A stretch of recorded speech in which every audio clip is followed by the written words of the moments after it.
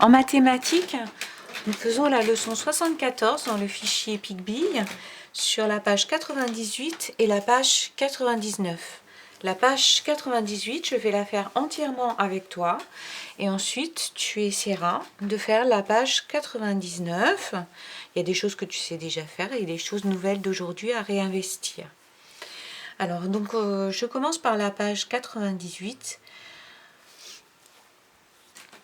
Alors, tu vois que j'ai mis un petit peu de blanc parce que j'avais déjà fait cette vidéo et c'était tout flou. Alors, j'ai mis du blanc et je recommence. Voilà.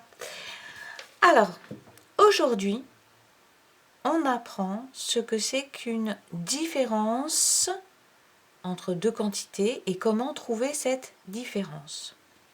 Donc, dans le premier problème, on a des lapins et des carottes, des lapins qui veulent manger des carottes. Il y a lapin avec un S parce qu'il y en a plusieurs. Alors, il y en a 7. Il y a 7 lapins, mais il n'y a pas 7 carottes. Il n'y a que, je le vois d'un seul coup d'œil, 3 carottes. Je n'ai pas besoin de compter un par un. 3, je reconnais tout de suite. Donc, il y a 7 lapins et il n'y a que 3 carottes. Donc, certains lapins ne mangeront pas de carottes et on veut savoir combien. Bon, c'est facile, tu peux les compter. 1, 2, 3, 4, d'accord.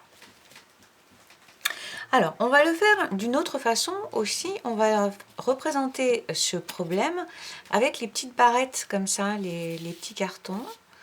Donc, tu fais pause et tu les sors. Voilà, on reprend.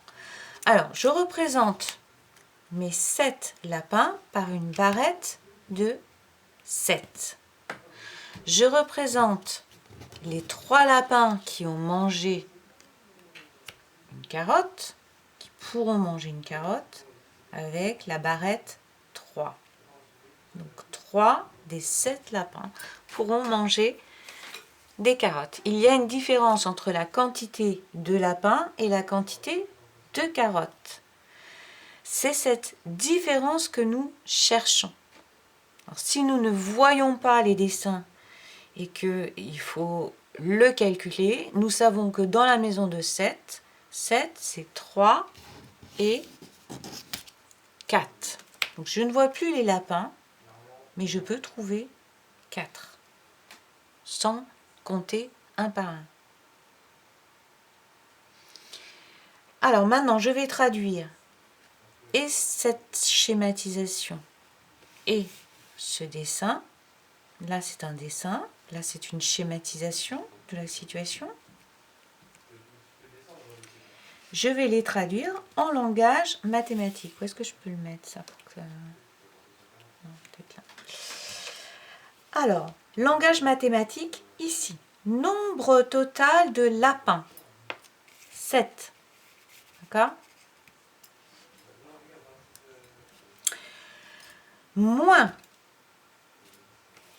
nombre de lapins qui vont manger des carottes. Donc, il y en a 3 qui mangent des carottes. Et c'est comme ça qu'on va trouver combien n'en mangent pas. 4.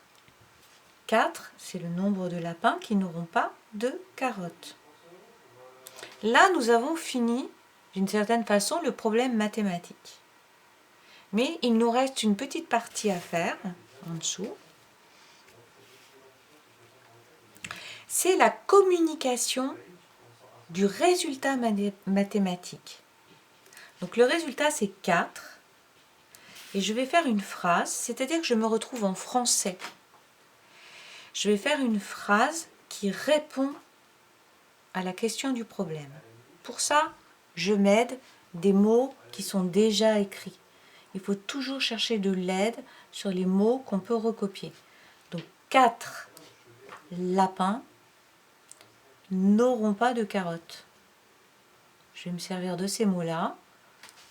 4 lapins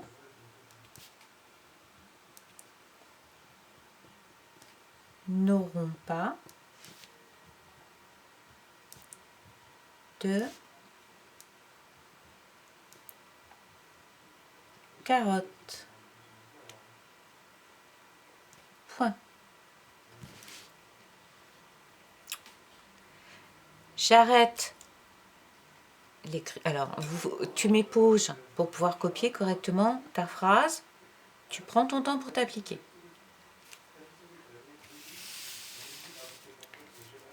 On fait un deuxième problème. De la même façon, on va chercher une différence entre deux quantités. Première quantité, il y a des enfants. D'un seul coup d'œil, je ne vois pas combien ça fait d'enfants. Il faut que je les compte. 1, 2, 3, 4, 5, 6, 7, 8, 9. 9 enfants. Chaque enfant veut un crayon, mais des crayons, c'est une autre quantité. Là, je vois d'un coup d'œil qu'il y en a 5. Donc, les deux quantités ne sont pas égales. Il y a une différence entre le nombre d'enfants et le nombre de crayons. Donc, certains enfants vont avoir un crayon et d'autres enfants n'auront pas de crayon à cause de cette différence de quantité. Alors, maintenant je schématise. Parce que là, la différence, on voit, c'est 4. 1, 2, 3, 4, je peux compter les enfants. Mais je ne vais pas tout le temps avoir des dessins pour compter 1 à 1. Donc, j'apprends à passer à l'abstraction, la schématisation. J'ai une quantité, une grande quantité de 9 et une plus petite quantité, celle des crayons, de 5. Donc, parmi les 9 enfants, 5 enfants pourront avoir un crayon.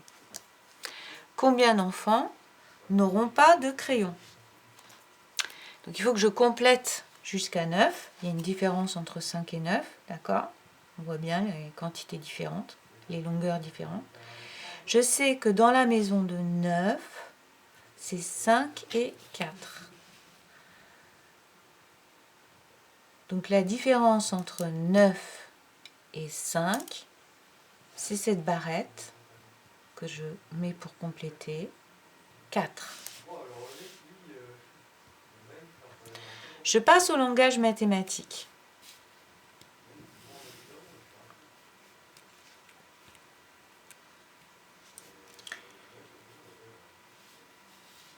Combien y a-t-il d'enfants au total? 9. Combien d'enfants auront un crayon? 5. Donc je les enlève sur les 9. Voilà. Combien d'enfants n'auront pas de crayon? 4. Là, j'ai fini la partie mathématique. Mon résultat, c'est 4. J'écris une phrase réponse. Donc là, je passe en écriture, en copie. J'ai déjà écrit la phrase. Tu fais pause pour pouvoir la recopier.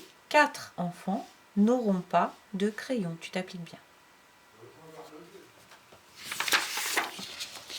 Alors, la feuille suivante, la page suivante.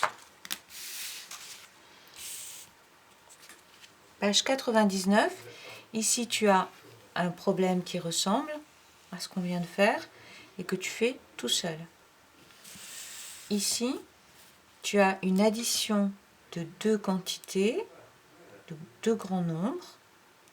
Tu schématises, tu dessines ici, soit comme Dédé, soit comme Pigby, puis tu écris le résultat ici. Surtout, n'oublie pas d'écrire ton résultat ici. Et même si par hasard, tu te dis « Ah oui, moi je trouve le résultat sans dessiner », moi je veux d'abord que tu dessines un petit peu. Tu choisis soit comme Dédé, soit comme Pigby. Donc soit Dédé, il fait des paquets de 10 comme ça. Et Pigby, il fait des boîtes et des jetons tout seul, etc. Ici, pour travailler les maisons, dans la maison de 4, c'est 1 et etc. Ici, des additions, d'accord?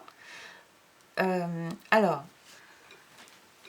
les additions de petits nombres. Maintenant, tu dois les réaliser de plus en plus vite parce que tu connais de plus en plus de résultats par cœur. Tu connais les résultats des maisons par cœur. Ici, c'est une maison. Tu connais les résultats des doubles par cœur. Ici, c'est un double. Et puis, tu as une tactique, une méthode quand tu ajoutes 5. On va faire celui-ci ensemble. 5 plus 8. Alors, je coupe. 5 plus 8. 5 plus 8. Je vais décomposer 8 en trouvant, je vais décomposer 8 avec 5 plus quelque chose. Donc 8, c'est 5 plus, je retrouve mon 3 dans mon bazar. Voilà. Plus 3. 8, c'est 5 et 3. Donc je remplace 8 par 5 et 3. À quoi ça sert d'avoir un 5? C'est que maintenant j'ai 5 plus 3 et que 5 et 5, je le remplace par 10. Et donc j'ai 10 et 3. Au lieu d'avoir 5 plus 8, j'ai 10 et 3, 13.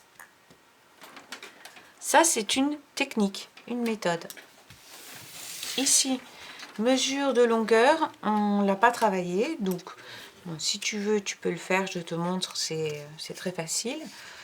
Tu prends un morceau de papier, tu l'alignes bien au bout du trait vert. Voilà, là c'est bien aligné, là c'est pas bien aligné, là non plus, là c'est bien, là c'est pas bien, là c'est bien. Tac. Tu le poses le long et tu fais une petite marque. Et ça c'est la longueur verte.